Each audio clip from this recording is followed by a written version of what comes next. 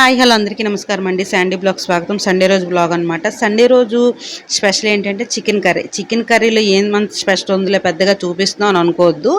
Chicken ఇలా try చేయండి. ఎంత పర్ఫెక్ట్గా ఎంత సూపర్గా ఉందో తెలియదు.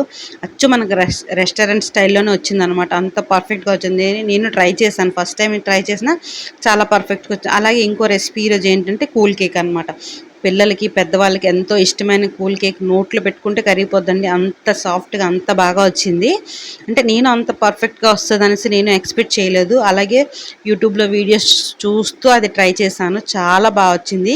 ఇంకా సండే రోజు మా పిల్లలు ఆనందానికి అవధులే లేవన్నమాట. అంత హ్యాపీగా ఫీల్ అవుతున్నారు. అంటే ఇంట్లో కేక్ సంబంధించిన ఐటమ్స్ ఏవి లేకపోయినా జస్ట్ ఇంట్లో ఎలా అయితే చేస్తారో అలాగే చేసిన ఆ వీడియోస్ కూడా స్కిప్ చేయకుండా మీరు వీడియో చూస్తే కనుక మీకైతే అర్థమవుతుంది. ఫస్ట్ అయితే చికెన్కి స్పెషల్ ఇంగ్రీడియంట్స్ ఏవంటే ఉలవ పువ్వు, యాలకులు, దాల్చిన చెక్క, లవంగాలు, బిర్యానీ ఆకు. ఇవి మనం ఏంటంటే 2 ఎండుమిర్చి వేసి మనం కళాయిలో ఫ్రై చేసుకోవాలన్నమాట. ఆయిల్ అది ఏమీ లేకుండా ఫ్రై చేసుకోవాలి. ఇదే చికెన్కి ఏంటంటే మెయిన్ ఇంగ్రీడియంట్ అనమాట. ఇది ఫ్రై చేసుకొని మనం పొడి చేసుకొని పక్కన పెట్టుకోవాలన్నమాట. ఇవైతే నేను పొడి చేసి ఒక ప్లేట్లోకి తీసుకొని ఉంచుకొని అది చల్లగా అయిన తర్వాత పొడి అయితే చేసేసుకున్నాను. అది చేసేది వీడియో అది మిస్ అయిందనమాట. అందుకే నేను మిక్సీ పట్టేది చూపించలేదు. అలాగే దీనికి ఇంకో మెయిన్ ఇంగ్రీడియంట్ ఏంటంటే ఆనియన్స్. మనం చికెన్కి ఎన్నైతే తీసుకుంటామో అన్ని ఆనియన్స్ తీసుకొని పొడుగుగా కట్ చేసుకొని ఫ్రైడ్ ఆనియన్, ఇప్పుడు చూడు మనం ఫ్రైడ్ ఆనియన్స్ ఉంటాయి కదా, అలా ఫ్రై చేసుకోవాలి. క్రిస్పీగా అయినంత వరకు ఫ్రై చేసుకోవాలి. కానీ అంత క్రిస్పీగా రావాలంటే ఎక్కువ ఆయిల్ వేయాలి. నేను అంత ఆయిల్ వేయలేదు. మొత్తానికైతే కలర్ చేంజ్ అయినంత వరకు అయితే వేసాను. అలాగే చికెన్ అయితే స్కిన్లెస్ ఉంటే చాలా బాగుంటుందండి. చికెన్ అనేది స్కిన్లెస్ ఉంటే బాగుంటుంది. కానీ ఇతను స్కిన్తో తీసుకొచ్చారు, ఏం చేస్తాంలే అని చెప్పేసి అయితే ఉంచాను. ఇందాక మసాలా అదే పొడి చేసి పక్కన పెట్టుకున్నామని కదా, అది వేసుకోవాలి. పెరుగు వేసుకోవాలి.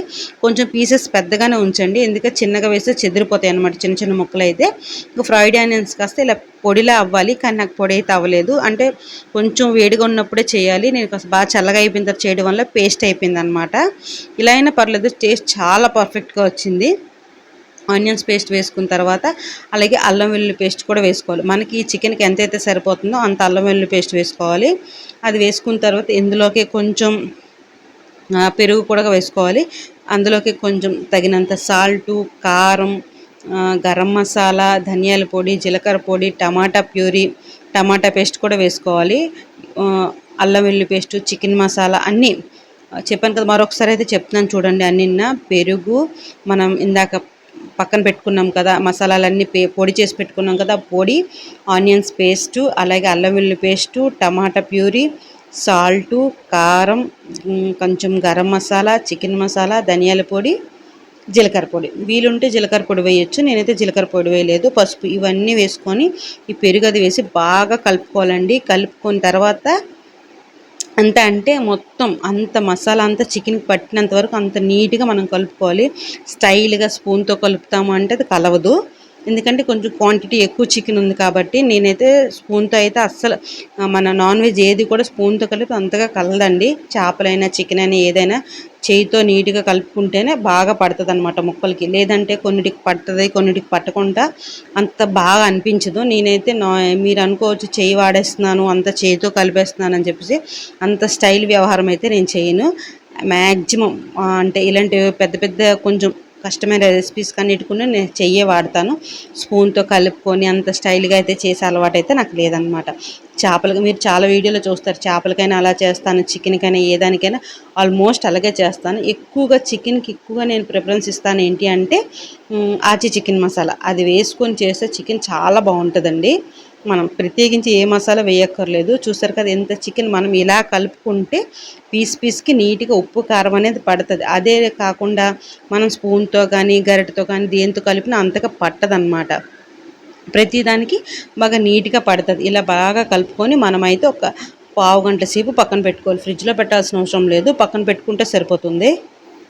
పక్కన పెట్టుకున్న తర్వాత అందులోకి కొంచెం ఆయిల్, కొంచెం ఎక్కువగా ఒట్టి మనం వాటర్ అది ఏం వేయకుండా అలాగా మనం ఫ్రై చేస్తాం కాబట్టి కొంచెం ఆయిల్ వేసుకొని అలా సిమ్లోనే కూర అంతా మగ్గనివ్వాలి. చూసారా, ఒక 10 నిమిషాలు పావుగంట ఆగి చూసి ఎంత వాటర్ అనేది వచ్చిందో. వాటర్ అస్సలు ఏమీ అవసరం లేదు. అలా సిమ్లోనే కర్రీ అంతా ప్రిపేర్ అవ్వాలి. ఎంత మనకి గ్రేవీ కావాలనుకుంటే కొంచెం ఎక్కువసేపు తక్కువ వాటర్ అయిన కట్టేయచ్చు. లేదు గ్రేవీ అవసరం లేదంటే కనుక కొంచెం బాగా ఇంకే వరకు ఫ్రై అయ్యే వరకు కొంచెం చూసారు కదా ఎంత గ్రేవీ వచ్చిందో. వాటర్ అస్సలు వేయలేదు. మనకి ఎలా అంటే మనం వేసిన ఆయిల్ పైకి బాగా తేలి కనిపించాలన్నమాట. అప్పుడు మనకి కర్రీ అనేది ప్రిపేర్ అయిపోయినట్టే. ఇంత పెద్ద పెద్ద పెద్ద పీసులు ఉంటాయి. కూర ఉడుకుతుందో లేదో వేగుతుందో లేదో అని డౌటే అవసరం లేదండి. సిమ్లో పెట్టి అలా మూత పెట్టి మనం మగ్గనిస్తే కనుక చాలా బాగా చికెన్ అనేది కుక్ అవుతుంది. ఇలా ట్రై చేయండి. చపాతీ, రోటీ, ఇంకా రైస్కి దేనికైనా చాలా పర్ఫెక్ట్గా వస్తుంది అనమాట. ఇది ఇంకో విషయం అండి. ఇది కొంచెం రెస్టారెంట్ స్టైల్లో రావాలంటే స్మోకీ ఫ్లేవర్ పెట్టుకోవచ్చు. చిన్న బొగ్గు వేసి దాని మీద బొగ్గు బాగా కాల్చి అందులో పెట్టేసి మనం నెయ్యి కానీ నూనె కానీ వేసి మూత పెడితే కనుక స్మోకీ ఫ్లేవర్ వస్తుంది. ప్రజెంట్ అయితే బొగ్గు లేక నేను అలా చేయలేదు. కానీ అయితే చికెన్ అయితే పిల్లలు కానీ పెద్దవాళ్ళు కానీ ఎంతో ఇష్టంగా తినారండి. చూస్తున్నారు కదా ఎంత ఇష్టంగా తింటున్నారు. అంటే ఇన్ని మసాలాలు వేసాం కదా ఘాటు ఉంటుందేమో అనుకున్న అవసరమే లేదు. అస్సలు ఘాటు కూడా ఏమీ లేదు. ఎక్కువ వేస్తే మనకు అలా అనిపిస్తుంది. అన్నీ మినిమం దానికి ఎంతైతే సరిపోతుందో అంత వేసాను కాబట్టి అస్సలు ఘాటు కూడా లేదనమాట. ఇంకా ఈవినింగ్ మధ్యాహ్నం లంచ్ అయితే అయిపోయిందండి. ఇక్కడ నుంచి మా వాడు స్టార్ట్ చేశారు. అమ్మ కేక్ ఎప్పుడు చేస్తావు, అమ్మ కేక్ ఎప్పుడు చేస్తావు అని చెప్పేసి. కేక్ ఎలా పెడతారో మీకు తెలుసు కదా, గోధుమ పిండి బెల్లం పౌడర్ వాడతాను కేక్కి. ఇంకా మైదా అది చాలా తక్కువ నేను వాడేది. ఫస్ట్ అయితే కేక్ అది మీకు అందరికీ ఎలా తెలుసు కదా పెట్టేశాను. నేను కూడా ఎందుకైనా పిల్లలు ఎప్పటి నుంచో కూల్ కేక్ అడుగుతున్నారు, ఇంట్లో ట్రై చేద్దాం కదా అని చెప్పేసి నేను విప్పింగ్ పౌడర్ అయితే తీసుకొచ్చి ఇది ఎలా చేయాలో మనం పాలు వేసుకుంటూ కలుపుకొని బాగా ఎంత బాగా అంత బాగా కలిపితేనే మనకి వస్తుందండి. అదేలా గిన్నె నుంచి పడేంత చూసారు కదా అలా జారుకుంటున్నంత వరకు క్రీమ్ అయితే రెడీ చేశాను. క్రీమ్ చాలా పర్ఫెక్ట్గా వచ్చింది. అంటే ఎక్స్పెక్ట్ చేయలేదు ఇంత పర్ఫెక్ట్గా నేను చేయగలుగుతానా లేదని ఎక్స్పెక్ట్ చేయలేదు. కానీ చాలా బాగా వచ్చింది. ఇది మైదా బెల్లం పౌడర్తో చేశాను కాబట్టి కేక్ అనేది ఆ కలర్లో ఉంది. మైదా అంటున్నానండి, గోధుమ పిండి బెల్లం పౌడర్తో చేశాను కాబట్టి ఆ కలర్లో ఉంది. చూసారు కదా కేక్ అయితే క్రీమ్ అయితే ఎంత పల్చగా ఎంత బాగా వచ్చిందో. ఇదేంటంటే నేను కేక్కి మనం డెకరేషన్ చేస్తాం కదా ఇలా రౌండ్గా తిరిగేది కానీ కేక్ చాక్ కానీ అది ఏమీ లేదు. స్పూన్తోనే స్ప్రెడ్ చేశాను కాబట్టి అంత నీట్గా స్ప్రెడ్ అవ్వలేదు. ఈవెన్గా స్ప్రెడ్ అవ్వాలి అంటే దానికి కావాల్సిన ఐటమ్స్ అన్నీ ఉండాలి. కానీ అవేవి లేక కొంచెం అలా అంటే అంత నీట్గా కనిపించకపోయినా టేస్ట్ అయితే పర్ఫెక్ట్గా అలాగే వచ్చిందనమాట. షుగర్ వాటర్ వేసుకుంటూ క్రీమ్ అనేది అప్లై చేశాను. అంటే క్రీమ్ కూడా కొంచెం కేక్ ఎక్కువ అండి, క్రీమ్ తక్కువ. అలాంటప్పుడు ఎంత అడ్జస్ట్ చేసి ఎంతైనా కవర్ చేస్తాను. అదే మనకి బేకరీలో ఏంటంటే క్రీమ్ ఎక్కువ ఉంటుంది, కేక్ అనేది తక్కువ ఉంటుంది. ఇక్కడ ఏంటంటే కేక్ ఎక్కువ క్రీమ్ తక్కువ అలా అయిపోయిందనమాట. అండ్ చెప్తున్నాను కదా జస్ట్ ఫస్ట్ టైం శాంపిల్కి చేద్దామని చెప్పేసి ఒక పౌడర్ ప్యాకెటే తెచ్చాను. అది పౌడర్ ప్యాకెట్ ఒకటే తెచ్చాను. అందుకనేసి సింపుల్గా చేశాను. 2 లేయర్లు చేద్దాము, అది విడిగా తినేయండి అంటే లేదు మా పిల్లలు పర్వాలేదమ్మా చేసి అడ్జస్ట్ అయిపోతాం. ఈ 2 లేయర్కి అయితే కరెక్ట్గా సరిపోను. చెప్పిన మాట అస్సలు వినలేదు మా వాళ్ళు. చేసి అమ్మ అని అన్నారు. ఇంక సరే అని చెప్పేసి ఇది చేసినంతసేపు మా వాడు చిన్న చిన్న క్రీమ్ నాకుతూనే ఉన్నాడు అనమాట. అంటే సైడ్ నుంచి ఆతృత. అంటే ఫస్ట్ టైం మన చిన్నప్పుడు కూడా మనము అంతే. ఫస్ట్ టైం అమ్మాలు ఏది వెరైటీగా చేసినా కూడా మనము దాన్ని ఆతృతగా ఎలా వెయిట్ చేస్తామో మా వాడు మధ్యాహ్నం తిని కరెక్ట్గా 1:30కి స్టార్ట్ చేశాడు. అప్పటి నుంచి నాకు అలా సునుగుతూనే ఉన్నాడు. కేక్ అనేది వెంటనే అవ్వదు కదా, కొంచెం టైం అయితే పడుతుంది. ఈ లేయర్ అయితే ఉంచేస్తాను, వద్దు షుగర్ వాటర్ సరిపోదు క్రీము సరిపోదంటే లేదు పెట్టే పర్లేదు అడ్జస్ట్ అయిపోతాం అన్నారు. ఏదో అలా చేశాను. మీకు చెప్పాను కదా కేక్కి సంబంధించిన ఐటమ్స్ ఏవి నా దగ్గర లేవండి. అంటే రొటేలర్ చేస్తాం అదొకటి, కేక్ చాక్ ఒకటి, అలాగే కేక్ డెకరేషన్ చేయడానికి అవి ఏమీ లేవు. జస్ట్ స్పూన్తోనే క్రీమ్ అన్నంత స్ప్రెడ్ చేసి కేక్ అనేది ప్రిపేర్ చేశాను అన్నమాట. పర్ఫెక్ట్గా వచ్చింది. అంటే మైదాతో చేసిన టేస్ట్ వేరు, మనం గోధుమ పిండి షుగర్ పౌడర్తో హెల్తీ వేలో చేసుకున్నాం కాబట్టి చిన్న టేస్ట్ అనేది మారుతుంది. కానీ చాలా హెల్తీ అనమాట. మన బేకరీలో కొనుక్కునేదానికన్నా చాలా బెస్ట్ అనే చెప్పుకోవాలి. మనకి కొంచెం శ్రమ అవుతుంది, తప్పదు. కాకపోతే ఏంటంటే వాళ్ళు సరదా తీరిపోవాలి, అలాగే హెల్తీగా కూడా ఉండాలి అని చెప్పేసి అయితే నేను ప్రిపేర్ చేశాను. మొత్తానికైతే కేక్ ఆల్మోస్ట్ రెడీ అయిపోతుంది అనమాట. చూసి ఏంటి కేక్లా కనిపిస్తుందా నీకు అని అనుకోవద్దు. ఎందుకంటే చెప్పాను కదా కేక్కి డెకరేషన్ చేసిన ఐటమ్స్ ఏవి లేవు కాబట్టి అలా ఉంది. దానికి తోడు కేక్ ఎక్కువ క్రీమ్ తక్కువ, అందుకు అక్కడక్కడ కొంచెం కానీ కనిపించినట్టయితే ఉంటుంది. చెప్పాను 2 లేయర్లు అయితే కరెక్ట్‌గా సరిపోనండి. మా వాళ్ళైతే అస్సలు వినలేదు.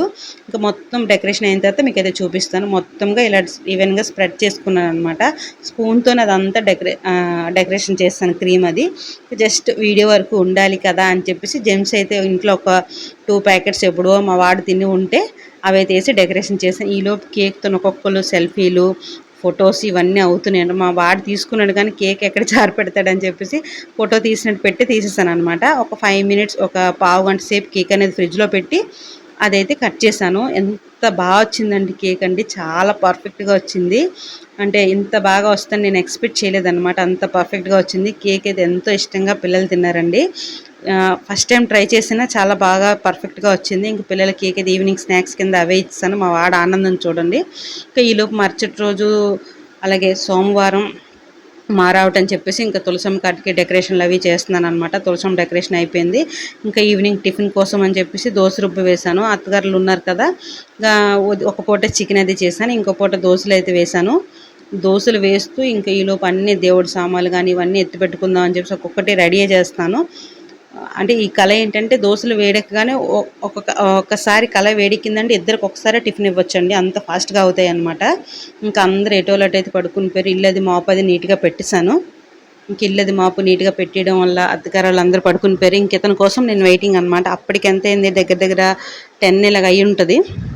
ఇంక వంటగది ఒక్కటే, కౌంటర్ టాప్ ఒక్కటే క్లీన్ చేయలేదు. దేవుడి సామాన్లును కౌంటర్ టాప్ క్లీన్ చేయలేదు. ఎందుకంటే మళ్ళీ చేస్తామని చెప్పేసి. ఇది ఏంటి డ్రింక్ అనుకుంటున్నారా? కాదు, ఏదో ఎక్స్పెరిమెంట్ చేసిందండి మా పాప. అది అలా ఉంచమందనమాట. ఉంచాను. ఇంక ఇవన్నీ అతని కోసం అన్నీ పక్కగా అన్నీ తీసేసి దోశలు వేస్తే ఎలాగో ఆల్మోస్ట్ పాడైపోద్ది కాబట్టి అందుకనే కౌంటర్ స్టవ్ అది ఏం క్లీన్ చేయలేదు, అలాగే వదిలేసాను. అంటే ఎలాగైనా దోశ ఎంత నీట్‌గా వేద్దామని అక్కడక్కడ పడి పాడైపోద్దనమాట. ఇప్పుడు అలా చూసుకున్న 10 అయింది. ఇంకా మా సార్ రాలేదు. అతని కోసం వెయిటింగ్. ఈలోపు నా పనులన్నీ చేశానండి. ద్వారబంధాలు ముగ్గులు పెట్టేసి మరుసటి రోజు ఉదయాన్నే దీపం పెట్టుకుందాం అని చెప్పేసి అన్నీ నీట్‌గా ప్రిపేర్ చేసేసుకున్నాననమాట. చూసారు కదా! తులసమ్మకైతే సాయంత్రం పూట తులసమ్మ ముట్టకూడదు అని చెప్పేసి సాయంత్రమే చేస్తాను. అంటే రాత్రి అయితే తులసమ్మని మనం పచ్చని చెట్టుని ఏది ముట్టకూడదు అని అంటారు. తులసమ్మని అస్సలు ముట్టకూడదు అంటారు. అందుకని చెప్పేసి నేను అదేంటంటారు సాయంత్రమే రెడీ చేస్తాను. ఈలోపు ద్వారబంధం ముగ్గులు కూడా అయిపోయాయన్నమాట. అతని కోసం వెయిటింగ్. ఇదండి సండే రోజు వ్లాగ్ అనమాట. క్షణం తీరిక లేకుండా ఎన్ని పనులు అయ్యాయి కదా ఈరోజు. అలాగే రేపటి వీడియోలో మళ్ళీ కలుసుకుందాం. ఈ వీడియో కనుక నచ్చితే లైక్ కొట్టండి, షేర్ చేయండి. Thank you. ఓకేనండి, బాయ్.